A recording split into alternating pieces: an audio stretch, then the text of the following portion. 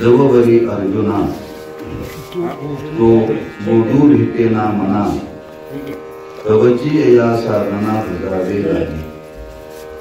ग्रंथराज ज्ञानेश्वरी अध्याय तिसऱ्या अध्यायातील 149 क्रमांकाची ओळ आहे. भगवंत अर्जुनाला उपदेश करतायत आणि तो उपदेश करत असताना साध्य साधनाचा विचार या ओवीतून प्रकट करतायत. प्रतिवर्षाप्रमाणे संपन्न होणारा हा नामोत्सव ग्रामस्थ भाविक भक्त मांगेवाडी या सर्वांच्या सहकार्याने त्या नामोत्सवातील आजच्या दिवसाची सेवा आहे.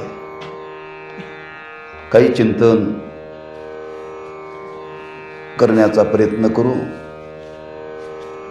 या तिसऱ्या अध्यायामध्ये भगवंतांनी कर्मयोगाचा विचार प्रकट केलेला आहे. एकंदर साधनाचा विचार केला तर कर्म, उपासना आणि ज्ञान असं 3 प्रकारामध्ये त्याचं वर्गीकरण केलेलं आहे. आणि ते वर्गीकरण करत असताना त्याला क्रमसमुच्चय म्हटलेला आहे. जी साधना परमार्थामध्ये जी केली जाते ती क्रमाने केली जाते बरं का. पहिली साधना केली जाते कर्माचं अनुष्ठान केलं पाहिजे. दुसरी साधना सांगितली जाते उपासनेचं अनुष्ठान केलं पाहिजे. आणि त्यानंतर आवरण निवृत्ती करता ज्ञानाची गरज आहे असा क्रम सांगितलेला आहे. अगदी उपनिषदापासून हा विचार मांडलेला आहे बरं का. आणि तोच विचार साधू संतांनी आपल्या वाङ्मयाच्याद्वारे प्रकट केलेला आहे. आज समाजाचा जर विचार केला तर आज समाजाला एखादं साधन करण्याकरता प्रवृत्त करत असताना त्या साधनाच्या मागं एक निश्चितता सांगितली की जे साधन आपण जीवनामध्ये करणार त्या साधनाच्याद्वारे आपल्याला साध्यापर्यंत पोचता येतं बरं का. किंबहुना साध्य प्राप्त करण्याकरताच साधन करावं लागतं. साध्य काय आहे? जर परमार्थाचा विचार केला तर साध्य एकच आहे, मोक्ष प्राप्ती करून घेणं. मग मोक्षापर्यंत पोचण्याकरता साधन कोणतं करावं? त्या साधनाचा विचार मांडत असताना पहिला विचार इथं प्रगट केले निष्काम कर्मयोगाचा विचार मांडलेला आहे बरं का. पण एक ज्ञानोबा आहे आम्हा तुम्हाला समाजाला जाणीव करून देतात की खरंच कोणी असो प्रत्येकाला साधनेची गरज आहे. प्रत्येक जीवाला बरं का. आता आपल्याला अज्ञाना जीवनामध्ये आपल्या जीवनाचं आपल्याला ध्येयच निश्चित झालेलं नाही आहे.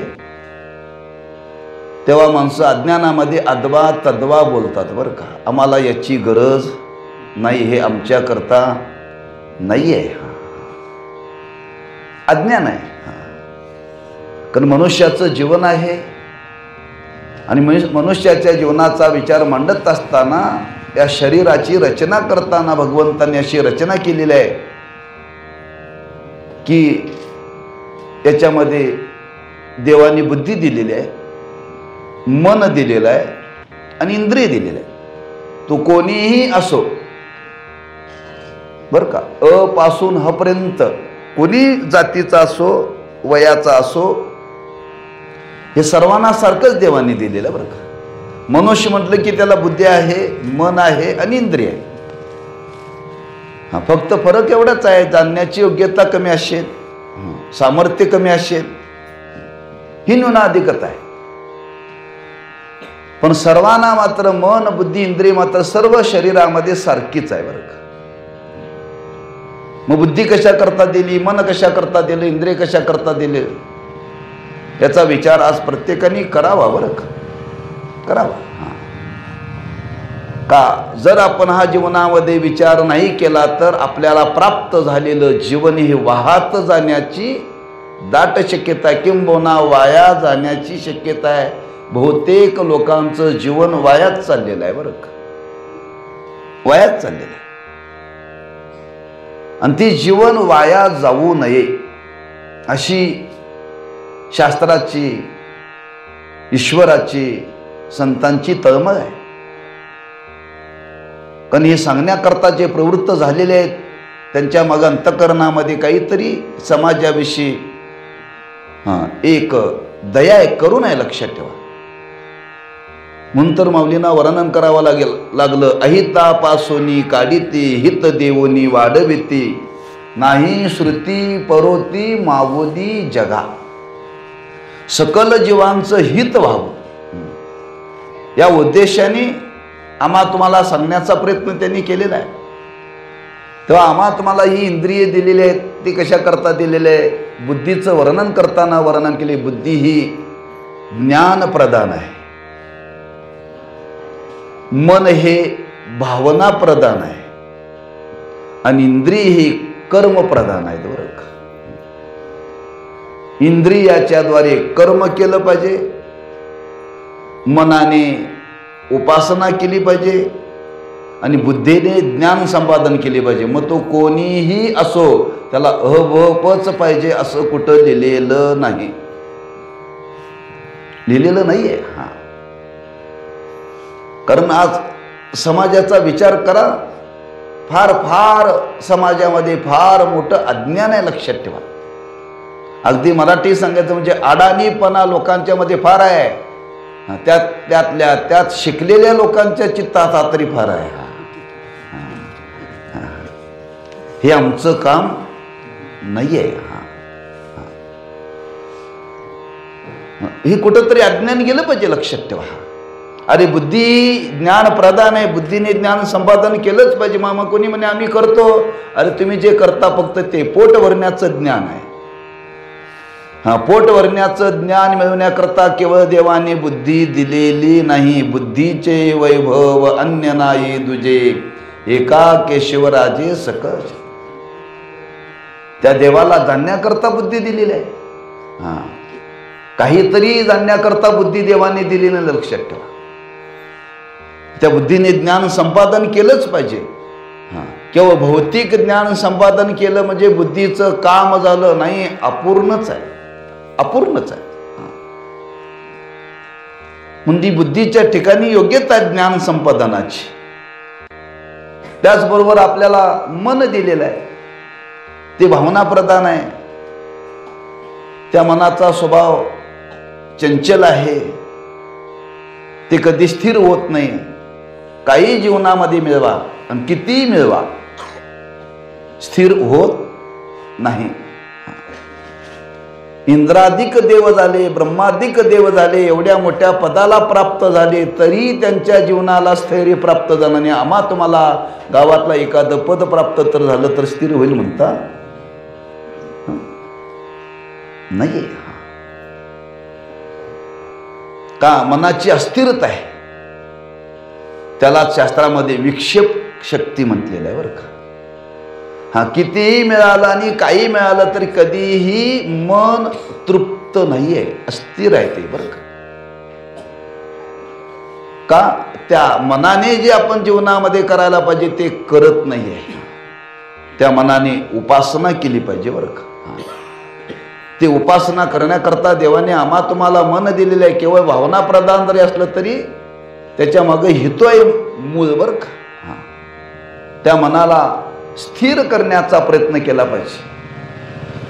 त्याच्याकरता त्या भगवत स्वरूपाची उपासना केली पाहिजे. कोणीही असो, कोणीही असो बरं का. शेतकरी असो, राजकीय असो, सामाजिक असो, अगदी उचापत्या करणारा असो, तुम्ही सर्वांच्या जीवनाचं चिंतन करा. एखाद्याच्या जीवनामध्ये सर्व काही प्राप्त होऊन सुद्धा त्याच्या मनाची अस्थिरता नाही. परिणाम माणसं काय करतात? तो पदावरती आहेत मोठ्या माणसं बरं का. मग पदावरती आहेत म्हणून स्थिर आहे म्हणता तुम्ही? झोप लागत नाही त्यांना रात्री.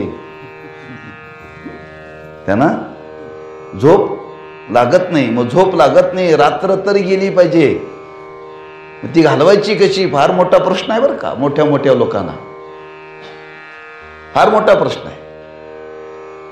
गोळी खाऊन सुद्धा झोप लागत नाही. गोळी खाऊन सुद्धा झोप लागत नाही. पण एक असं औषध काढलंय, कोणी काढलंय काय माहिती नाही आपल्याला.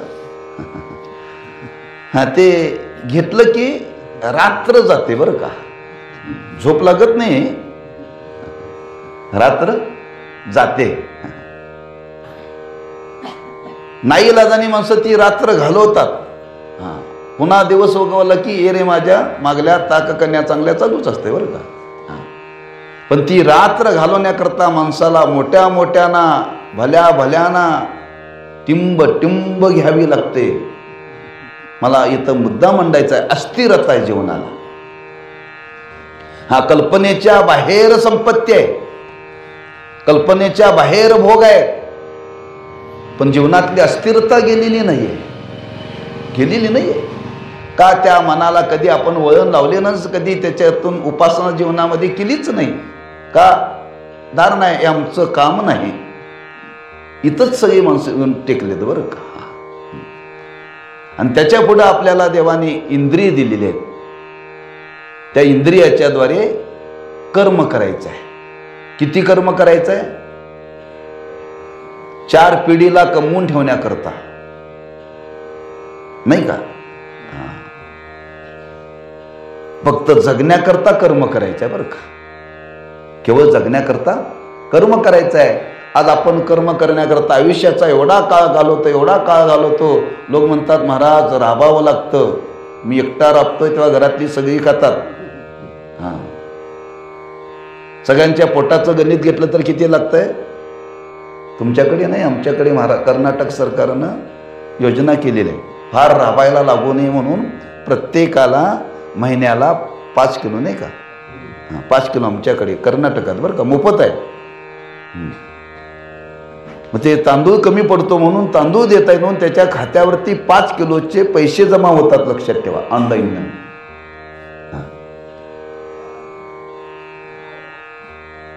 म्हणजे प्रत्येक माणसाला 5 किलो तांदूळ दिलं जातं.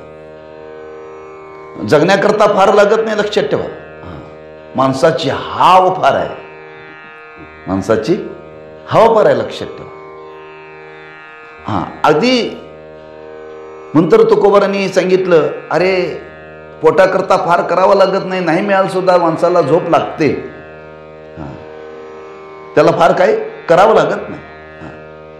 तात्पर्य या इंद्रियाच्याद्वारे कर्म केलं जातं. मग ते कर्म करायचं आहे, कशाकरता करायचं आहे? पोट भरण्याकरताच करायचं आहे. पण पोट भरण्याकरता जरी कर्म करायचं असलं तरी ते करत असताना ते तादात्म्य ठेवून करायचं नाही. अहंकार टाकून ते कर्म करायचं आहे बरं का. आणि ते कर्म करत असताना निष्काम भावने, ईश्वरार्पण बुद्धीने ते कर्म करायचं आहे. तादात्म्य ठेवून जर ते कर्म केलं तर ते कर्म बंधनाला कारण आहे. म्हणून ह्या इंद्रियाच्याद्वारे कर्म करण्याची योजना देवाने केलेली आहे. आणि ही 3 साधनं आणि ही इंद्रिय याचं नियोजन या शरीरामध्ये ईश्वराने सृष्टीच्या आरंभाला केलेलं आहे. सृष्टीच्या आरंभाला केलेलं आहे. आणि ते करत असताना त्याच्याबरोबर त्याची उद्धाराची व्यवस्था केलेली आहे बरं का. उद्धाराची व्यवस्था केलेली आहे. पण आपल्याला तिथंपर्यंत जाता येत नाही, आपण त्याचा कधी विचार करत नाही. पण आज हे समाजाला सांगण्याची गरज आहे, म्हणून सांगण्याकरता देव प्रवृत्त झाले. अर्जुनाचं निमित्त केलं आणि अर्जुनाचं निमित्त करून देवाला हे सांगावं लागलं. अर्जुनाचं निमित्त करून सांगितलं, पण अर्जुनालाच सांगितलं मात्र असं नाही. असं नाहीये, निमित्त लागतं. असे बरेच समाजामध्ये व्यवहारामध्ये संबंध आहेत बरं का. लग्न कोणाचं असतं? नवरा नवरीचं. पण माणसं किती बोलवावं लागतात लग्नाला.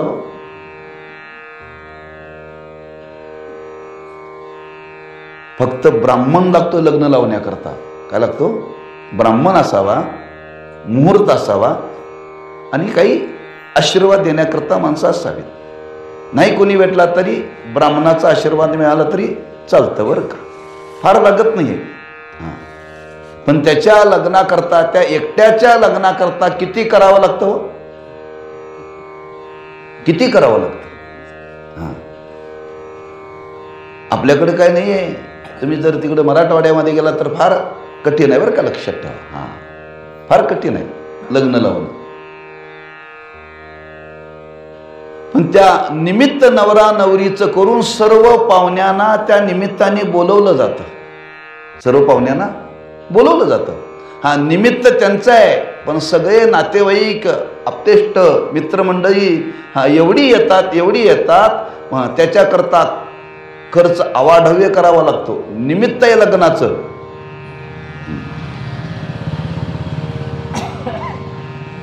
ही जर गोष्ट आपल्या लक्षात आली तर प्रत्येक कर्माच्या बाबतीत ते विचार करा बरं का. आता सप्ताह चालू आहे. कोणाकरता सप्ताह आहे? गावाकरता का वारकऱ्याकरता? हां, पण माणसं गावाकरता म्हणत नाही. लोक म्हणतात माही गावाकरता आहे. माही गावाकरता आणि सप्ताह वारकऱ्याकरता आहे. अरे माणसं चंद्रावरती चालले तरी अजून तुम्ही गल्लीतच. कुठं तरी विचारात बदल करा ना.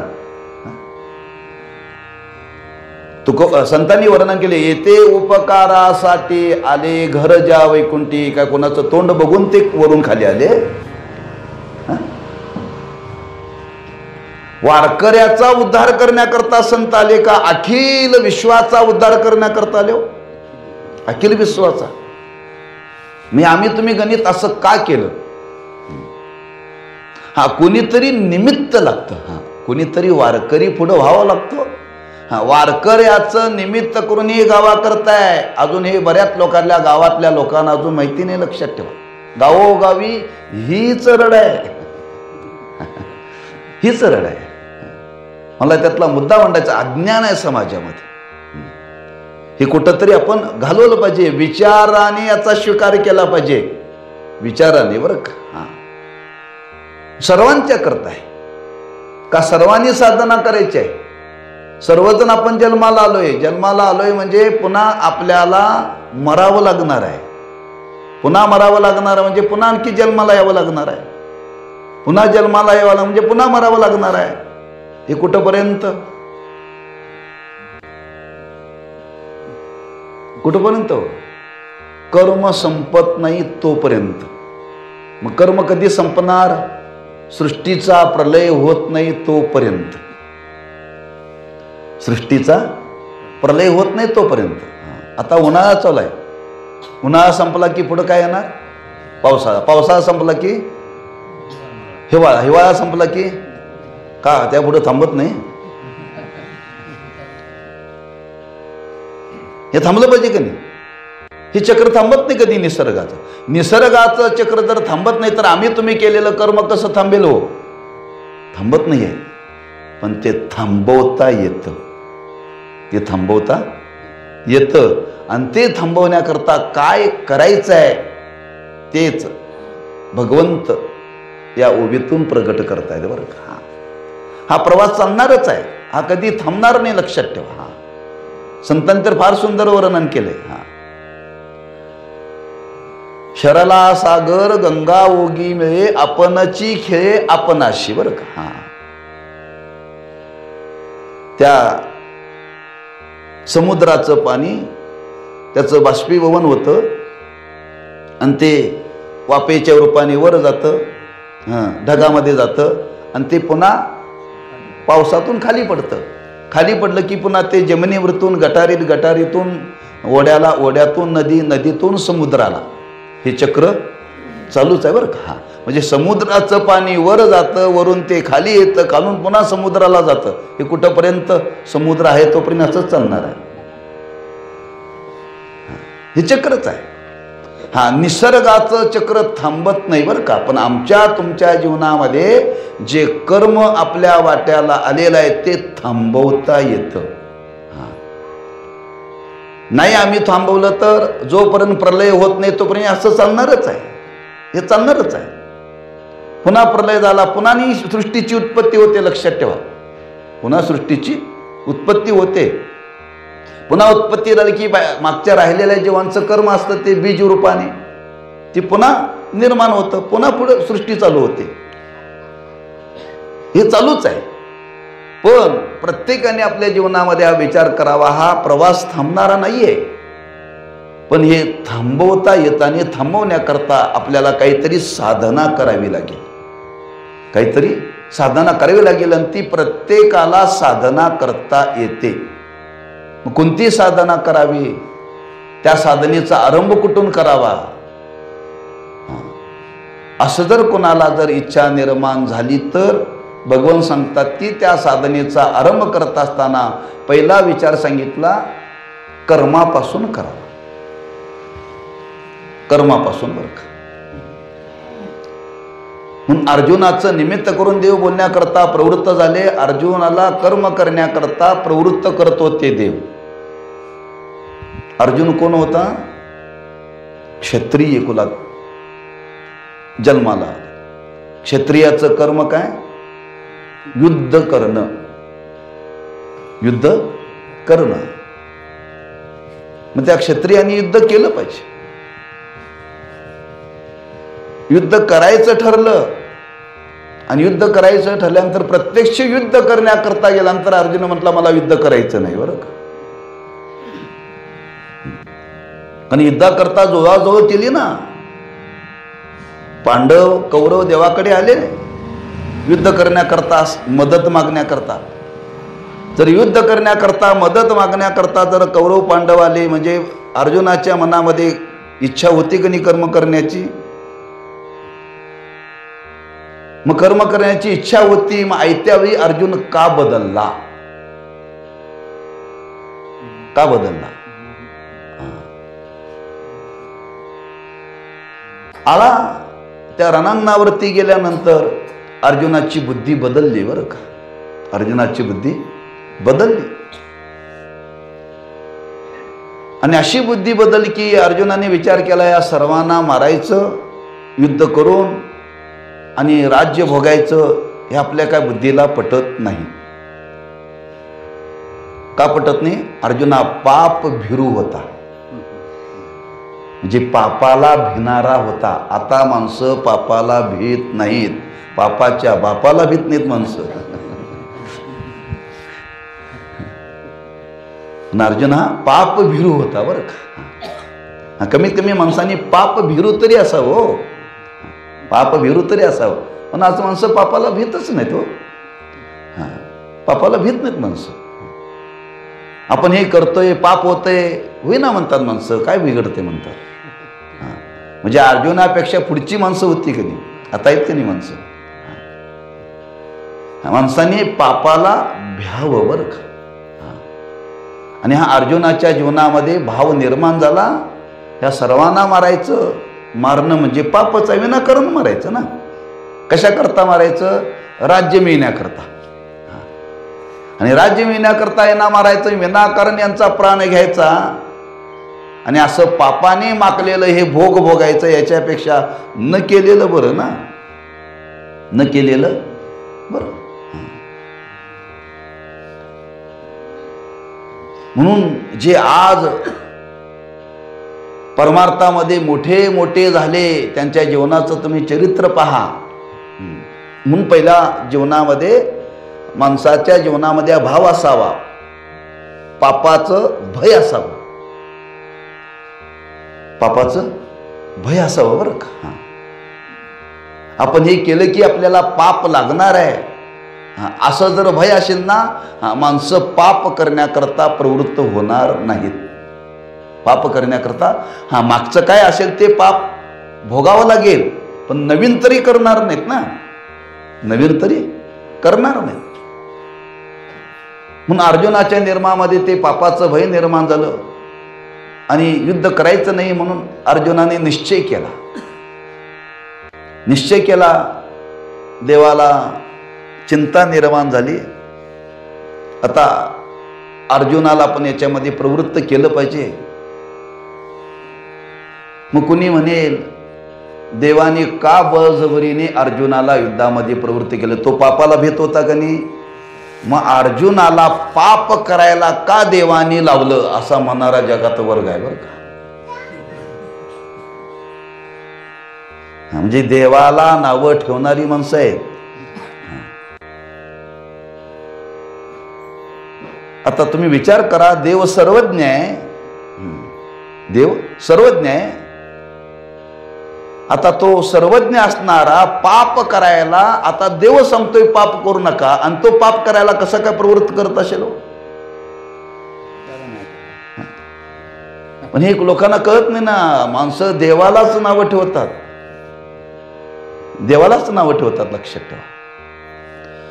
जरी आम्हा तुम्हाला हे पाप जरी वाटत असलं तरीही क्षत्रियाच्या दृष्टीने युद्ध करणं हे पाप नाही बरं का. क्षत्रियाच्या दृष्टीनं युद्ध करणं हे पाप नाही आहे. त्याच्या पुढे जाऊन सांगतो मला व्यवहारातलं, एखाद्याच्या जीवनामध्ये जर पाप घडत असेल तर तिथं खोटं बोललं तर पाप नाही बरं का. मी काय म्हटलं वाक्य लक्षात ठेवा. एखाद्याच्या जीवनामध्ये पाप घडत असेल आणि त्याला पापापासून जर बाजूला करायचं असेल तर तिथं खोटं बोललं तर पाप लागत नाही. एरवी खोटं बोललं तर पाप लागतंय बरं का. महाराजांनी वर्णन केले, हो का माये बाप ते जावेती. जर परमार्थाला प्रतिबंध करणारे माय बाप असेल तर त्यांचा त्याग करावा, दोष लागत नाही. आणि दुसऱ्या बाजूला तुकोबाराय वर्णन करता, स्वामी काज गुरु भक्ती पितृवचन सेवापती हिची विष्णूची महापूजा. एका बाजूला सांगतात तुकोबाराय मायबापाची पूजा करा, आणि एका बाजूला तुकोबाराय सांगतात मायबापाला बाजूला करा.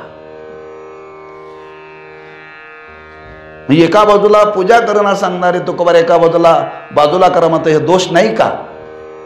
नाही आहे. तेव्हा अर्जुनाला युद्ध करण्याकरता देव प्रवृत्त करतोय. देव सर्वज्ञ आहे. आणि क्षत्रियाच्या दृष्टीने युद्ध करणं पाप नाही बरं का. विनाकारण एखाद्याला मारणं म्हणजे पाप आहे. आता हे दहशतवादी ना, नक्षलवादी, विनाकारण लोकांचा प्राण घेतात, पाप आहे बरं का, पाप आहे. म्हणजे कारण नसताना एखाद्याला मारणं पाप आहे. पण काही माणसं जर अधर्माचा स्वीकार करत असतील आणि अधर्माचा स्वीकार करणाऱ्या लोकाला जर मारलं तर पाप नाही बरं का, पाप नाहीये. अधर्म वाढलेला होता आणि इकडं धर्म वाढवायचा होता. कौरवांच्या बाजूला विचार केला तर अधर्माचा विचार होता, किंवा अधर्माचा विचार होता. अधर्मालाही सहाय्य करणारी मंडळी, धर्माचं अनुष्ठान करणारी सुद्धा बाजू माणसं तिकडे गेली बरं का.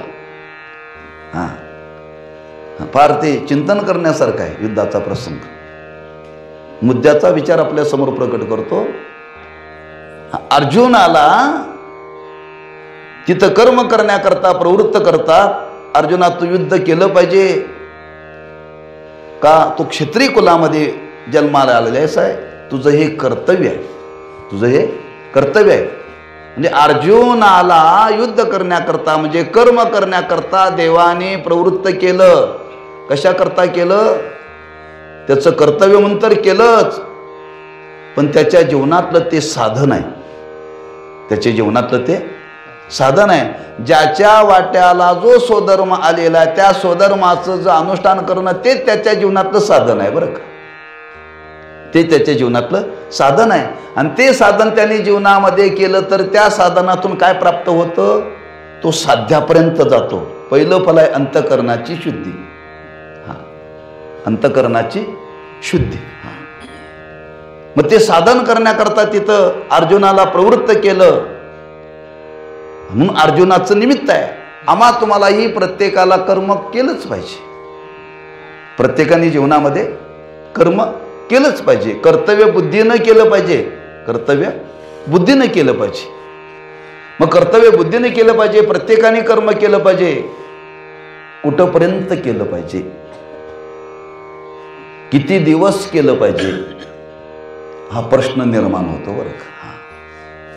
साधनच आहे, नियम आहे. साधन कुठेपर्यंत करावं लागतं? साध्य प्राप्त होईपर्यंत. मग साध्य कधी प्राप्त होईल? तुमचं साधन ज्या दिवशी पूर्ण होईल त्या दिवशी साध्य प्राप्त होईल. किती कालावधी लागेल, किती कालावधी लागेल सांगता येत नाही, सांगता येत नाही बरं का. त्या साधनामध्ये राहावं लागेल. एक विद्यार्थी गुरूंच्याकडे गेला आणि त्या गेल्यानंतर त्यांनी त्याला सांगितलं, बघ तुला एक मी काम सांगतो म्हणले. एक झाडाची फांदी आहे आणि ती फांदी लावली की फुलाचं झाड आहे, ते आपल्याला लावायचं आहे, ते जगवायचं आहे. म्हणजे त्याला काय करावं, काय म्हणले, ओल्या जमिनीमध्ये ते खाली रोवायचं आणि त्याला रोज पाणी घालायचं. त्यांनी विचारलं, महाराज कुठंपर्यंत? त्यांनी सांगितलं, ह्याला मुळं फुटत नाहीत तोपर्यंत, मुळं फुटत नाही तोपर्यंत. हरकत नाही म्हटलं. रोज त्या झाडाला पाणी घालायचं. त्यांनी ते काम सुरू केलं. 6 महिने गेले बरं का. आणि 6 महिने गेल्यानंतर त्याने विचारलं, महाराज अजून त्या झाडाला मूळ फुटलेलं नाही म्हणजे तुला कसं काय विषय? हो महाराज 6 महिने तुला पाणी घालायला सांगितलंय, अजून मूळ फुटलं नाही म्हणाला. कसं काय? मी रोज ते काढून बघतोय म्हणाला. रोज पाणी घालायला गेला ना, ते काढायचं, मूळ फुटले का बघायचं आणि पुन्हा रोवायचं म्हटलं. त्यांनी सांगितलं, आयुष्यभर जरी असं करत बसलं तर मुळं फुटणार नाही. अरे ते मूळ फुटलंय कधी कळतं? ते बघावं लागते, ते बघावं लागत नाही. त्याला वर त्या खोडाला, त्या काठीला, त्या कांडीला वर जर पालवी फुटायला लागली की समजावं ह्याला मूळ फुटलंय बरं का. मूळ फुटलंय. ते रोज काढून बघायचं नसतं, लक्षात ठेवा.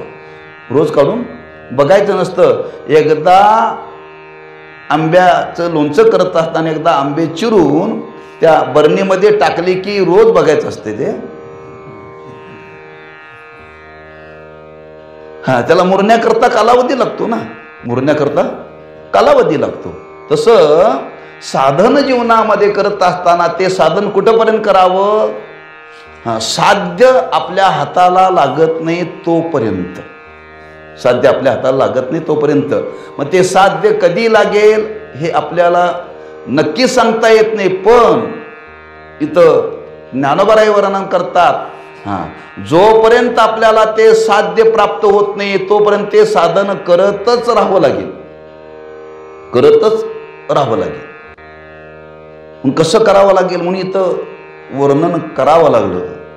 जववरे अर्जुना तो बोधू भेटे ना मना, तवची या साधना भजावे लागे. फार सुंदर वर्णन केले बरं का. अतिशय मार्मिक वर्णन केले. फार मोठी दिशा आम्हा तुम्हाला दिलेली आहे संत महात्म्याने. फार दिशा सुंदर दिलेली आहे बरं का.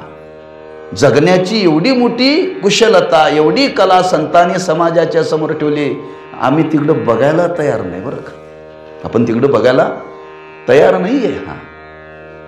काय काय आमच्या तुमच्या करता त्यांनी केलं नाही. विचार करा, काय काय केलं नाही आमच्या तुमच्या करता त्यांनी. सर्व काही करून ठेवलेलं आहे. आमची प्रवृत्तीच तिकडं नाही आहे. आपण दुर्भाग्य आहोत, दुर्भाग्य. जसं तुकोबारांनी वर्णन केले, अरे देव सर्व ठिकाणीच आहे, दिसत नाही. दुर्भाग्य होत आपण. देव आहे सुका देशी, अभाग्याशी दुर्भिक्ष. तो सगळीकडेच आहे पण आम्हाला दिसत नाही. दिसत नाही म्हणजे महाराज म्हणतात आपण भाग्यवान नाही. भाग्यवान नाही म्हणजे आपण आपल्याला ती दृष्टी नाही म्हणजे आपण त्या साधनेमध्ये कधी प्रवृत्त झालोच नाही. ते जाणण्याकरता विचार करते आमच्या मनात बुद्धीत आलाच नाही. म्हणून प्रत्येक गोष्ट जगण्याकरता ते जीवन कशा पद्धतीने व्यतीत करावं हा फार सुंदर विचार मांडलाय बरं का. तो बोधू भेटे ना मना तवची. जोपर्यंत बोध आपल्याला प्राप्त होत नाही तोपर्यंत साधना करीत राहिले पाहिजे. आपल्या अनुष्ठानावरती ती आहे बरं का. योग्यता प्राप्त होते. आपण कोणत्या पद्धतीनं करू त्याच्यावरती ते ठरणार आहे. एक ग्रस्त प्रवासाला चालले होते आणि प्रवासाला जात असताना त्या रस्त्याच्या कडेला एक शेतकरी होता, शेतामध्ये काम करत होता. त्याला विचारलं का हो अमक्या अमक्या गावाला मला जायचं आहे, किती वेळ लागेल? ते मला चालायला लागा. अहो तुम्हाला मी विचारतोय, मग तुम्हाला सांगितलं ना चालायला लागा म्हणून. हो मी चालायच लागलोय पण बराच वेळ झाला मी चालायला लागले, अजून ते गाव येईना म्हणून तर तुम्हाला विचारतोय. ते मला चालायला लागा. त्यांनी विचार केला ह्याच्या नादाला न लागलेलं बरं, चालायला सुरुवात केली बरं का. आणि चालायला लागल्यानंतर चालता हो थांबा म्हणाला. अरे मगाशी विचारलं म्हणलं चालायला लागला आणि आता मला बोलवतोच कशा करता म्हणजे थांबा म्हणले. तुम्हाला ज्या गावाला पोचायचं ना त्या गावाला तुम्ही 1 तासामध्ये पोचाल बरं का म्हणलं. मग मगाशी तुम्हाला मी हेच विचारत होतो ना. हो विचार होता बरोबर आहे, पण तुमची चालण्याची गती किती आहे ही मी बघितली नव्हती. तुमची चालण्याची गती तुम्ही ज्यावेळेस चालायला लागला तुमची चाल बघितली, कीर्तनातली नव्हे बरं का. तुमची जी चालण्याची गती पाहिली आणि जी असंच जर तुम्ही चालायला लागला तर एवढ्या वेळेत तुम्ही भेटाल, तिथं पोचाल, तिथं तुम्ही नक्की पोचाल. तो आत्मविश्वासाने त्यांनी सांगितलं तुम्ही 1 तासामध्ये त्या गावाला पोचाल का. तुमची चालण्याची गती पाहिली. तसं आपण साधना करत असताना साधना करण्याची गती कशी आहे त्याच्यावरती आपला पुढचा प्रवास आहे बरं का. आपली गती जर मंद असेल तर ह्या जन्मात काय लागायचंच नाही बरं का हाताला. म्हणून तर शास्त्राला वर्गीकरण करावं लागलं. जिज्ञासूमध्ये 3 वर्ग करावे लागले बरं का. तीव्रतर आणि तीव्रतम. नुसती जिज्ञासा असून चालत नाही, त्याच्यामध्ये 3 भाग. तीव्र आहे, तीव्रतर आणि तीव्रतम. तीव्रतम जर जिज्ञासू असेल तर त्याला याच जन्मामध्ये फल मिळेल बरं का.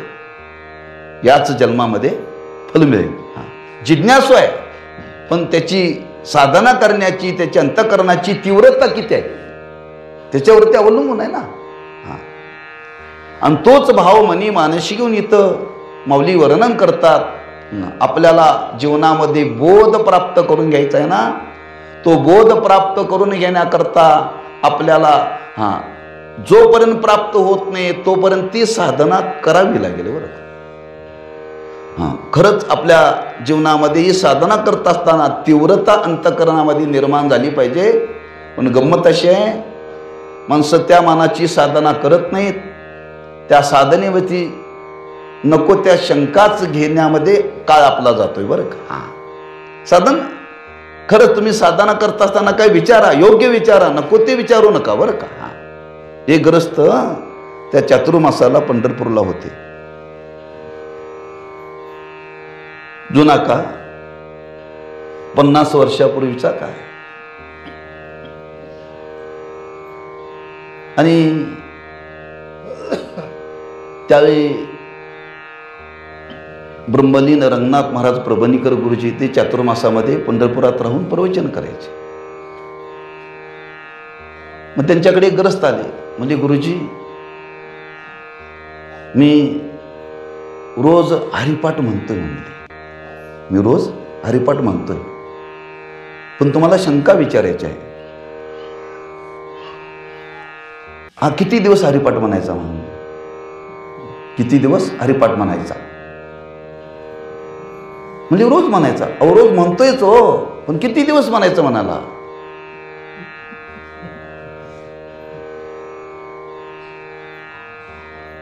त्यांनी एक प्रश्न त्याला विचारला, तुझं लग्न झालंय? झालंय म्हणाला. मग कधी झाले लग्न? लग्न म्हणून मला 5-7 वर्ष काय असेल कालावधी.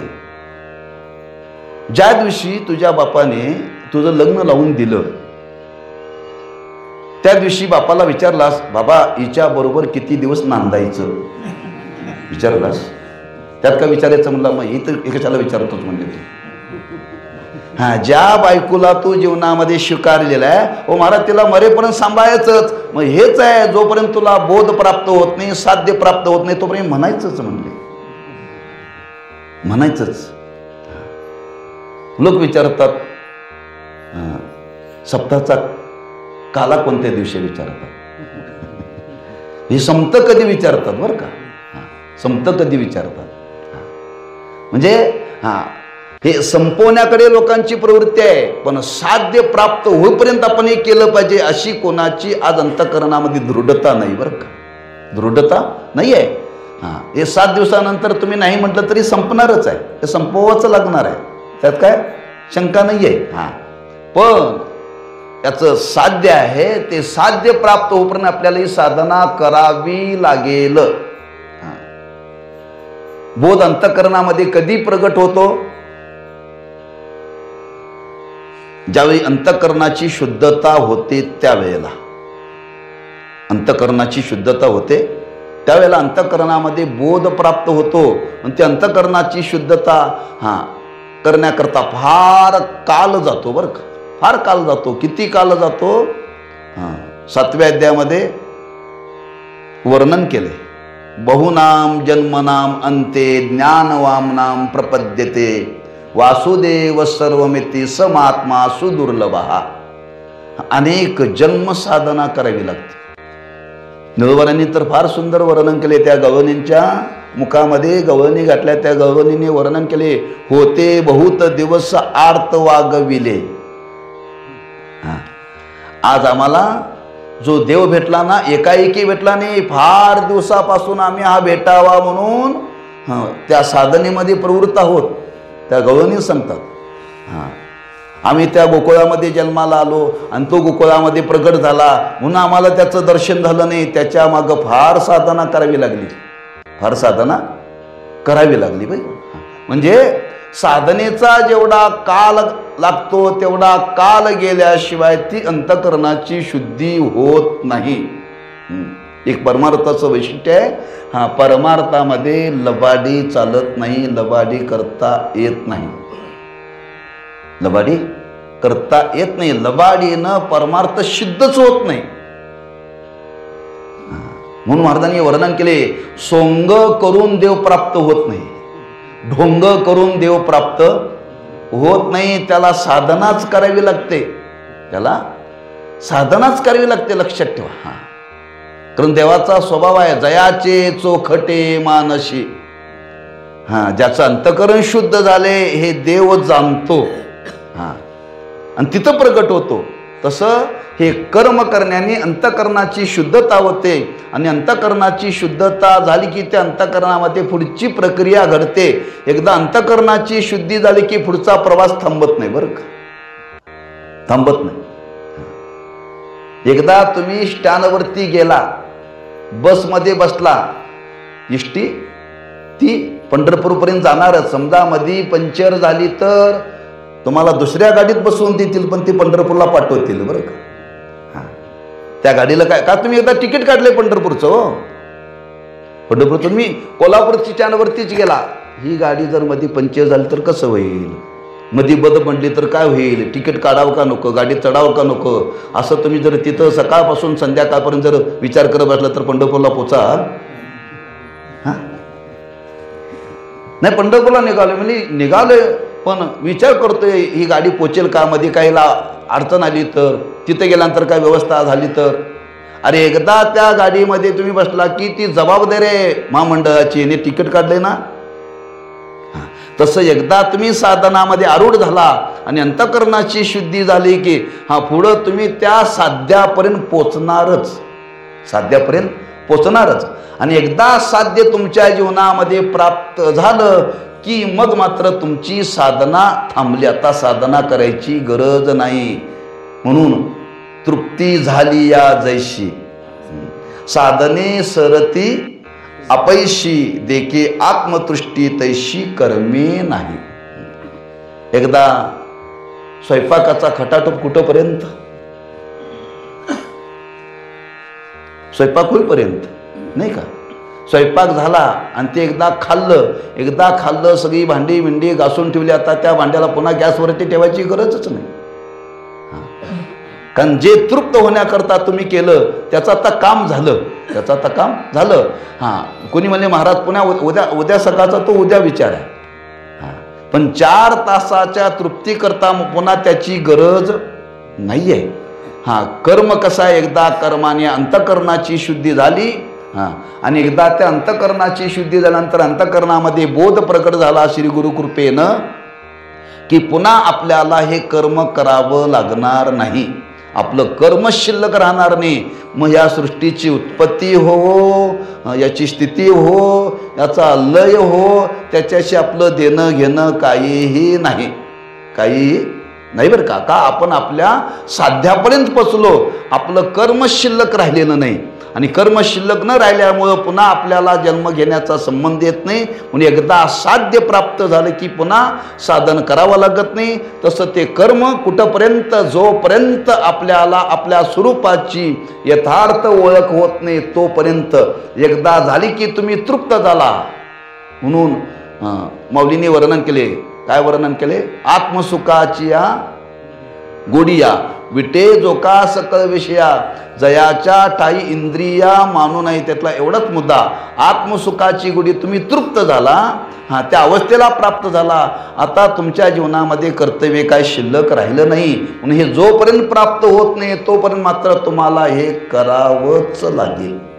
हे मात्र तुम्हाला सोडता येणार नाही. किती दिवस लागतील हे आपल्या अनुष्ठानावरती अवलंबून आहे. पण प्रत्येकाने त्याच्यामध्ये प्रवृत्त झालं पाहिजे, ते केलंच पाहिजे. न करता जीवन जगणं म्हणजे जीवन व्यर्थ आहे. म्हणून आपण या पद्धतीनं जीवन जगावं आणि आपल्या जीवनामध्ये आपण साध्य प्राप्त करावं आणि ते साध्य आपल्याला निश्चित प्राप्त करता येतं. आणि ते करण्याकरता तुम्हाला प्रवृत्त होण्याकरता इथं निश्चयानं संत महात्मे तुम्हाला सांगतात की जववरी अर्जुना तो बोधो भेटे ना मना, तवची या साधना भजावे लागे. पुंडलिक वरदा.